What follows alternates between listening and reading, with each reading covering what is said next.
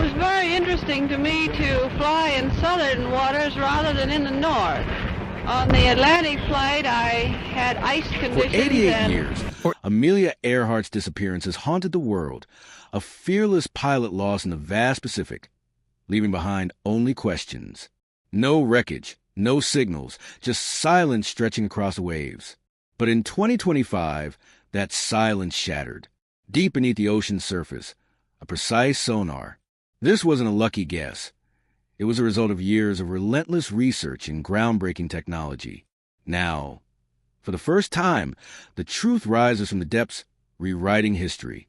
The mystery isn't just what happened to Amelia. It's how we finally found her after all these years. Amelia Earhart, the woman who broke history records. Long before she became a mystery that will haunt the world for decades, Amelia Earhart was already shaking the foundations of what was possible, especially for women. In a time when aviation was still young and dangerous and female pilots were nearly unheard of, Amelia didn't just join the boys' club. She flew right past it. With her trademark leather flight jacket, short tousled hair, and confident stride, she became an icon of independence and courage. She wasn't just flying planes. She was breaking ceilings. In 1932, she became the first woman to fly solo across the Atlantic Ocean, landing in a field in Northern Ireland after 14 hours in the sky. It was headline news around the world. But for Amelia, each record was just another step towards something greater. She set speed records, altitude records, and distance records. By the mid-1930s, she was one of the most famous women on the planet. Still, she wasn't satisfied. She wanted to push the limits again, this time, with her most daring challenge yet. To fly around the world at its widest point, the equator. In June of 1937, Amelia and her experienced navigator Fred Noonan took off from Miami in a gleaming Lockheed Model 10E Electra. It was a specially modified twin-engine aircraft equipped for long-range travel and loaded with the latest gear of the era. They covered over 22,000 miles, stopping in South America, Africa, India, and Southeast Asia. But on July 2nd, while en route to tiny Howland Island in the middle of the Pacific, something went horribly wrong. Her final radio message was haunting. "We are on the line 157 to 337. We are running north and south." Then nothing. Silence. No crash site. No mayday. Just a mystery that would last for 88 years. 1937's greatest mystery. Just hours after Amelia Earhart's final radio message on July 2nd, 1937, the world knew something was wrong. That brief, crackling sentence, "We are on the line 157 to 337, was the last anyone ever heard from her. She had been flying over the Pacific, closing in on Howland Island, a speck of land only about 1.5 miles long. But she never arrived, and she never called again. Panic set in almost immediately. President Franklin D. Roosevelt personally approved what would become the most expensive and extensive search in aviation history up to that point. The U.S. Navy and Coast Guard mobilized quickly. The USS Lexington, a massive aircraft carrier, was sent out with destroyers and search planes. In total, 9 ships and 66 aircraft cover more than 250,000 square miles of open ocean.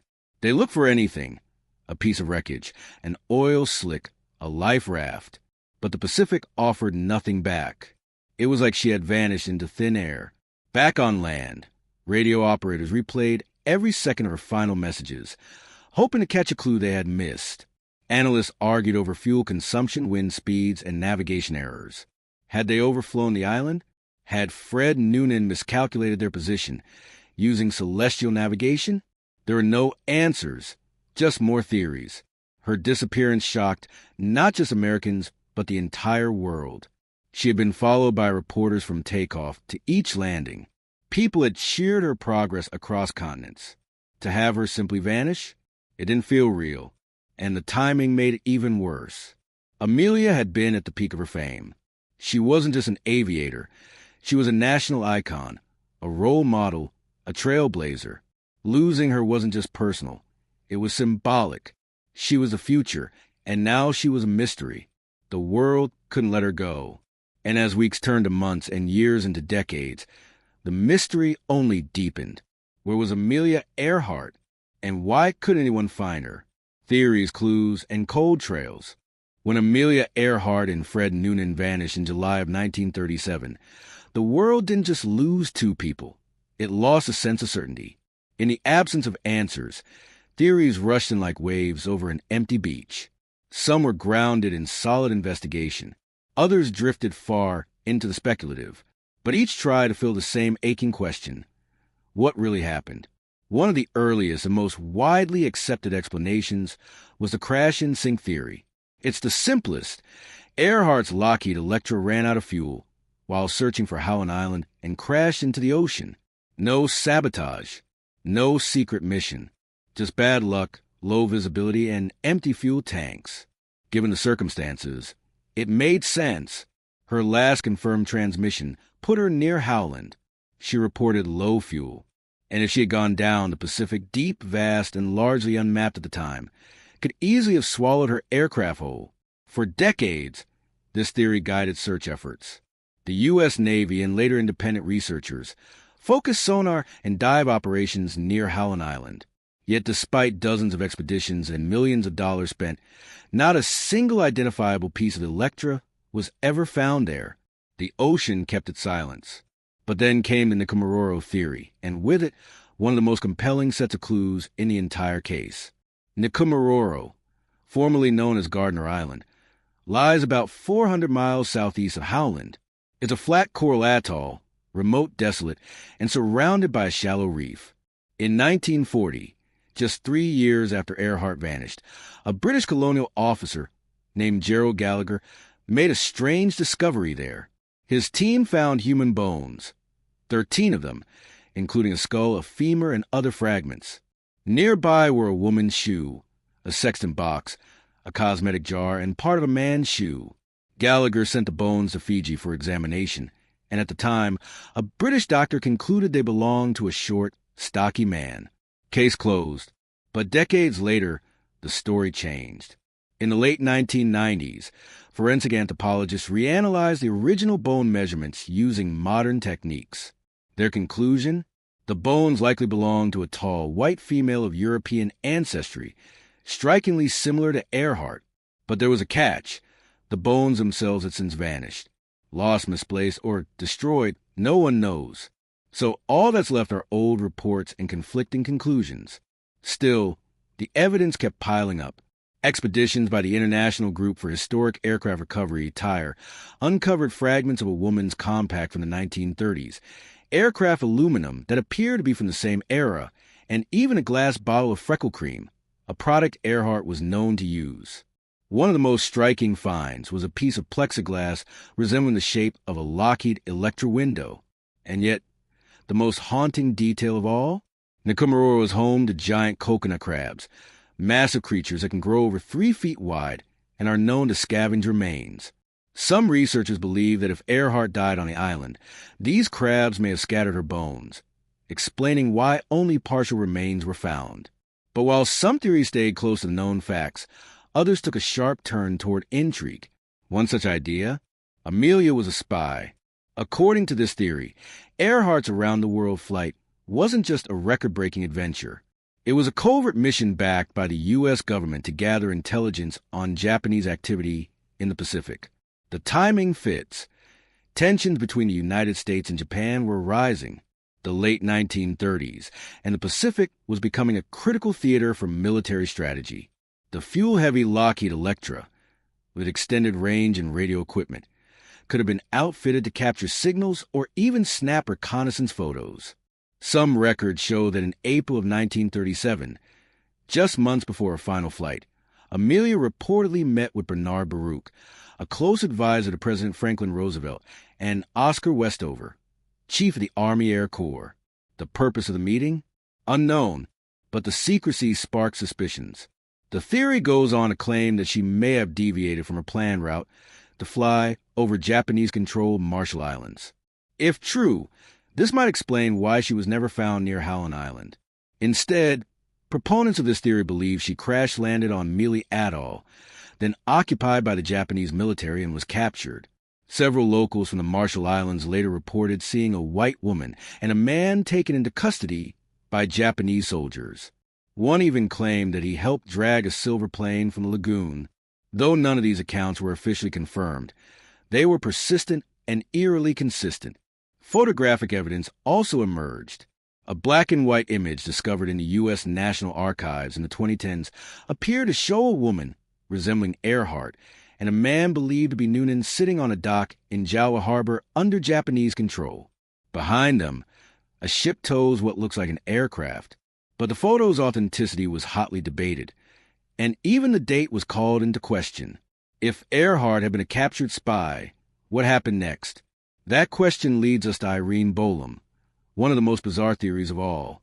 In 1970, author Joe Kloss published Amelia Earhart Lives, a controversial book that claimed Earhart had survived her crash, been secretly returned to the U.S., and was living under the name Irene Bolam. Bolam was a New Jersey banker with a mysterious past and a striking resemblance to Amelia. Supporters pointed out that she had no substantial paper trail before the 1940s. She also participated in social circles and women's organizations that matched Earhart's past interests. Photos comparing the two showed similar bone structures. Could it be her? Bolam was outraged. She publicly denied any connection to Earhart and sued the publisher for defamation. The book was pulled from shelves, and Kloss's reputation suffered. But the theory didn't die. In the 1990s, journalist Randall Brink reignited the idea with new claims, alleging he had documentation proving Bolam and Earhart were one and the same. Meanwhile, a retired psychologist named James Francis Kelly claimed that he had personally escorted Earhart back to the United States under church direction to protect her privacy. Even after Bolam's death in 2002, DNA tests were never performed to settle the matter once and for all. Still, none of these theories, no matter how compelling, could solve the key mystery. Where is the plane? For decades, this was a missing piece that kept every theory grounded. If you could find the wreckage of the Lockheed Electra, you could rule out the fantasy. You could map its final moments. You could begin to close the case. But year after year, expedition after expedition turned up nothing. Oceanographers, treasure hunters, and even billionaires poured money into high-tech searches across the Pacific Ocean. And each time, hope was raised and dashed. Until now, it would take 88 years in revolutionary technology to finally begin uncovering the truth, cracking the code, the 2025 breakthrough. The 2025 breakthrough. The answer didn't come from a lucky break or a message in a bottle. It came from data, mountains of it. And it took 88 years of frustration, dead ends, and digital progress to finally see what no one else could.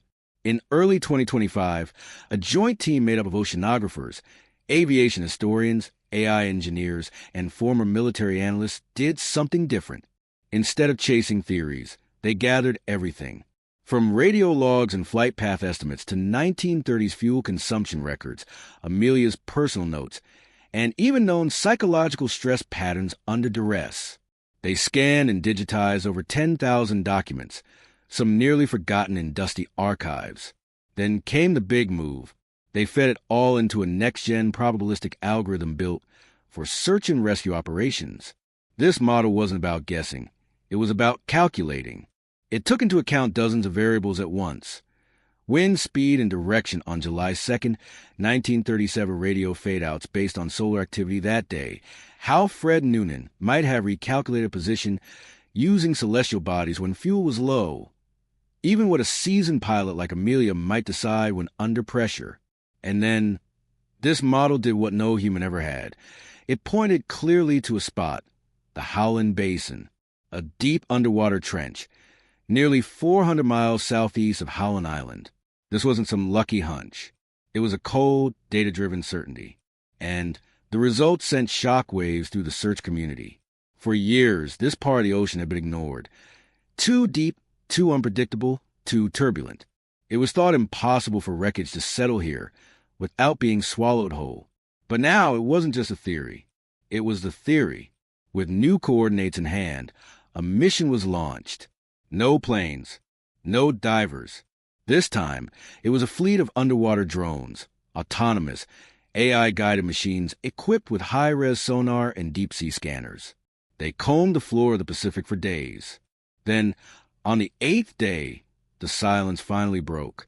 A sonar image showed a strange shape, metallic, broken, but unmistakable.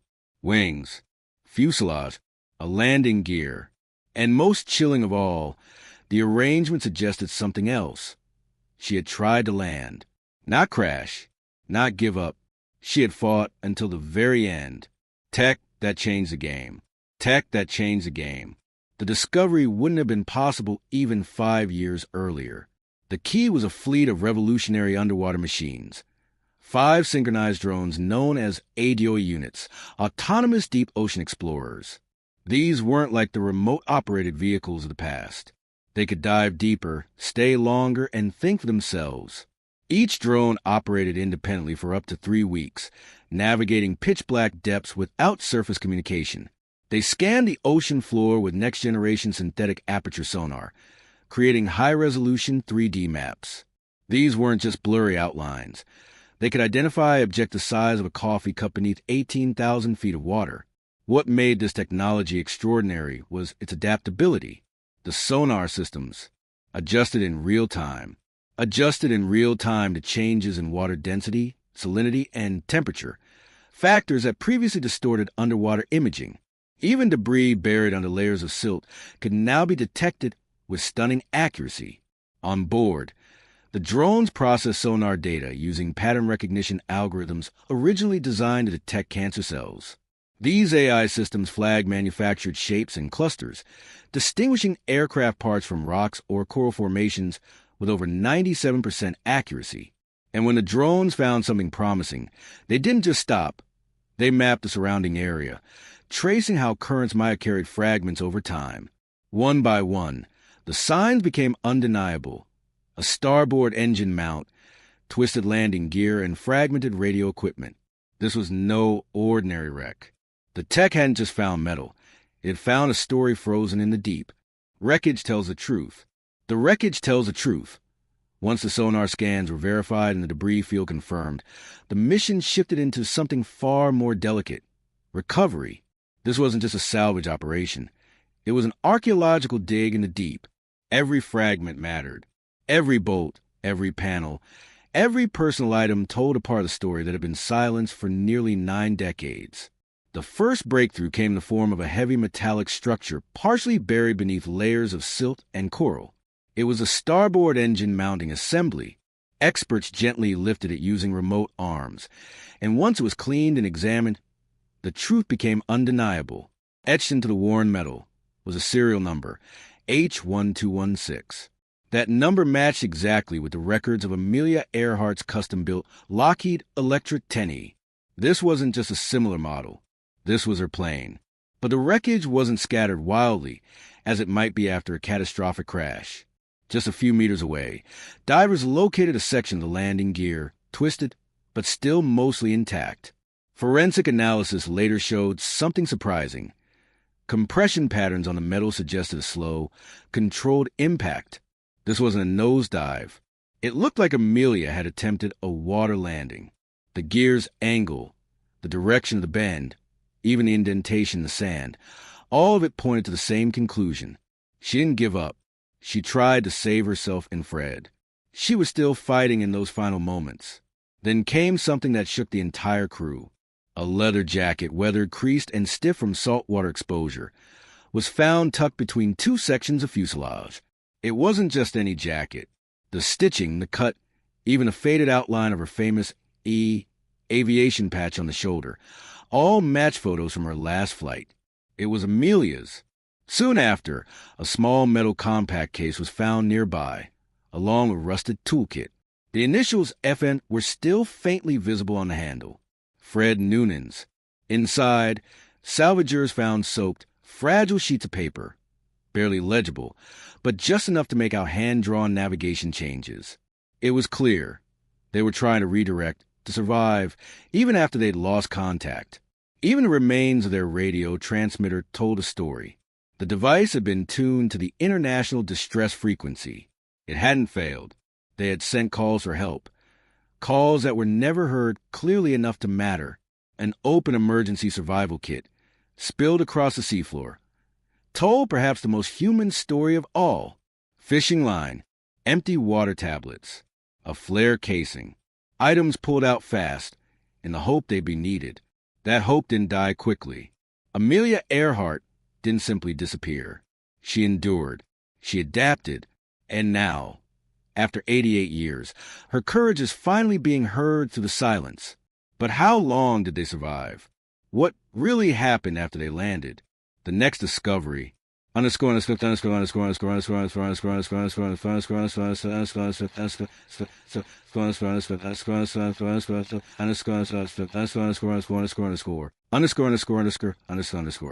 The final hours. The final hours would bring even more haunting answers.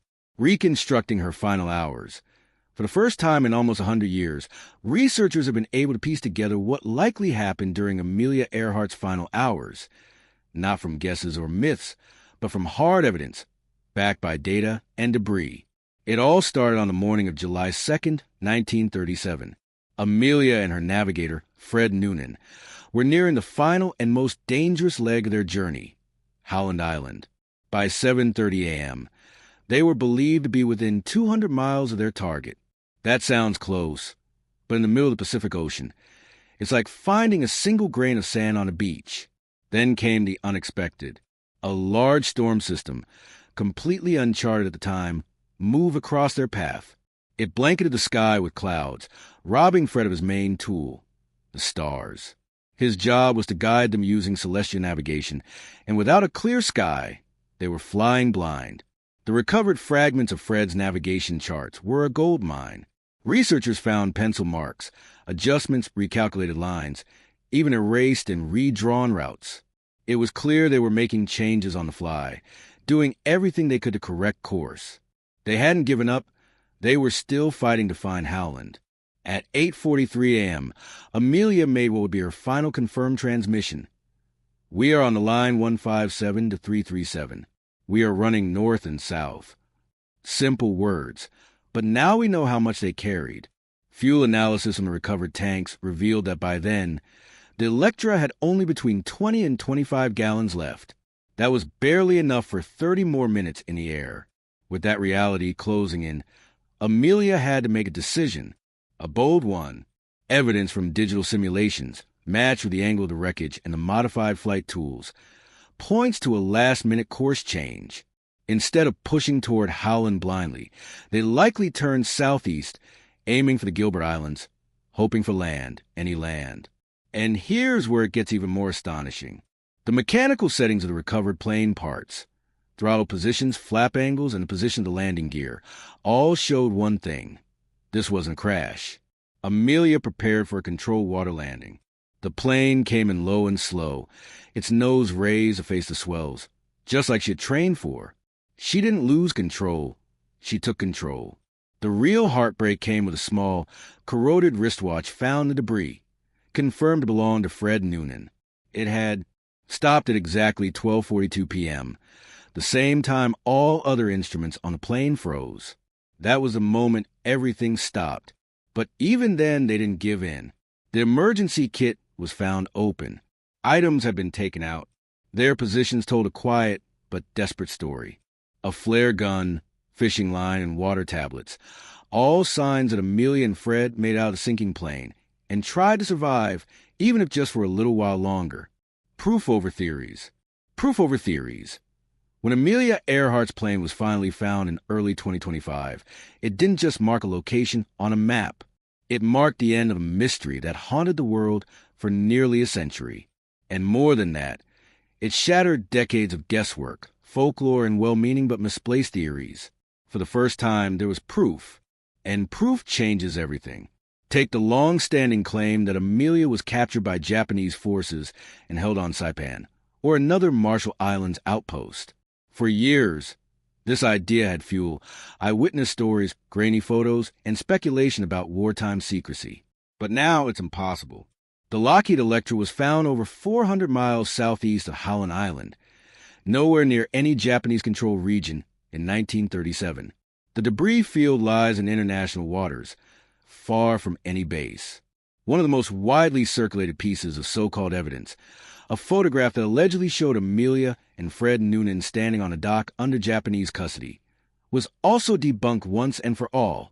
Experts reanalyzed the image using photo metadata and archival records. The verdict? That photo was taken in Jalwit Atoll in 1935. That's 2 years before Amelia even vanished. Then there was the Gardner Island theory, what many came to know as the Nkamororo hypothesis. It claimed Amelia crash-landed on that remote coral island and survived for days or weeks as a castaway.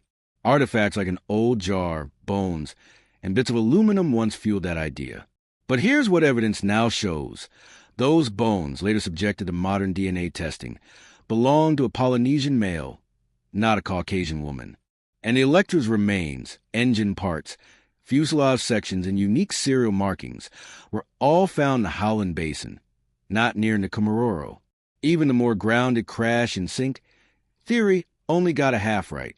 Yes, she landed in the ocean, but she didn't panic and crash near Howland. She flew onward, trying to find another way. The location of the wreckage proves she stayed airborne longer than most believed, making a final, hopeful push toward land. As for the most bizarre theory of all, the claim that she faked her death and lived out her days as a New Jersey banker named Irene Bolam, that rumor was already thin. But now it's dead in the water. DNA extracted from Amelia's recovered leather flight jacket, along with samples from her compact case, were matched to her surviving family. The science is ironclad. And one more thing, perhaps the most emotional detail of all. The plane's radio transmitter was still functional. It was tuned to the international distress frequency. She had been calling for help right up until the sea silenced everything.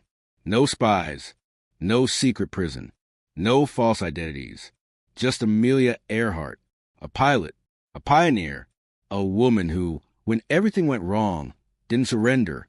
She adapted, fought, and tried one last time to write her own ending. But before she was a legend lost at sea, she was a sensation in the sky. Let's rewind to where it all began, her very first taste of global fame. Amelia Earhart's first taste of fame. Amelia Earhart's journey to becoming an aviation legend is nothing short of inspiring. It all started in January 1921, when she began taking flying lessons with Nita Snook, a pioneering female aviator at Kinner Field near Long Beach. Determined to fund her passion, Amelia worked various jobs, including truck driving and stenography, to pay for the expensive lessons and her first plane. She purchased a bright yellow Kinner Airster, which she affectionately nicknamed the Canary. Her hard work paid off, and on May 15, 1923, Amelia achieved a significant milestone by becoming the 16th woman in the United States to receive a pilot's license from the Fédération Aéronautique Internationale (FAI). Amelia's relentless pursuit of her dream was remarkable, especially in a field dominated by men. Her dedication and enthusiasm quickly captured the public's attention, making her a rising star in the aviation community. But her big break came in 1928, when she received an opportunity that would change her life forever. Publisher and promoter George P. Putnam invited Amelia to join a transatlantic flight as a passenger. This flight, piloted by Wilmer Stoltz and co-piloted by mechanic Lewis Gordon, was set to fly from Trepassey Harbor, Newfoundland, to Europe in a Fokker F/3M named Friendship. On June 17, 1928, the Friendship took off for its historic journey across the Atlantic Ocean. Despite not being the pilot, Amelia played a crucial role as the first female passenger to cross the Atlantic by air. The flight was not without its challenges. Mechanical issues and rough weather tested the crew's resolve, but after approximately 20 hours of flying, they successfully landed in Bury Port, Wales. This achievement made headlines worldwide, and Amelia Earhart's name became synonymous with courage and determination. The success of the transatlantic flight brought Amelia international fame and recognition.